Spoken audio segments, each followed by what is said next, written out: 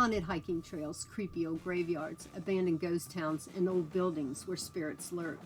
Come and explore some of these most haunted places where people just like you and me come face to face with ghosts. This is folklorist and author Jeanette Quackenbush with Backroads Books by 21 Crows. I discover and research old ghost stories, folklore, and legends, then pass them on to you. I have found a whole bunch of these haunted locations of legends and folklore. Now let me help you find your scary place, where our natural world and their supernatural world collide.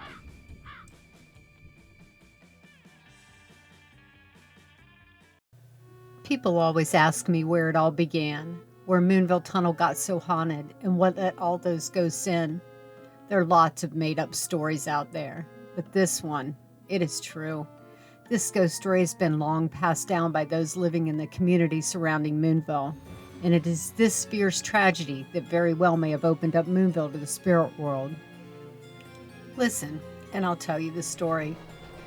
In the 1800s, in southeastern Ohio, there were small coal mining communities along the Marietta and Cincinnati Railroad between Zaleski and Athens. Among them was Moonville, a settlement along the Raccoon Creek with two families living in the town proper. The Fergusons were farmers and railway workers, and the Coes had a sawmill, gristmill, train station depot, and coal mine.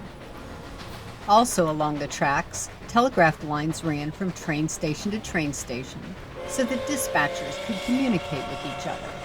Their interactions were essential as the railroad had only one set of tracks, and trains traveled in both an eastward and westward direction. The dispatcher's job was to monitor and control the signals so engineers knew when to pull off the tracks if there was a rock fall in the rails, or to let an oncoming train pass. Most of the time, the system worked quite well. Sometimes, however, it failed. Theodore Lawhead was an engineer for the Marietta and Cincinnati Railroad.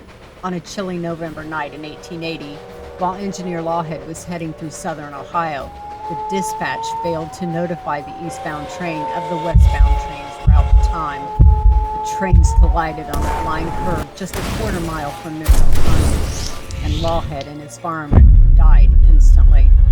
After the wreck, many trainmen feared going along that stretch of the railroad.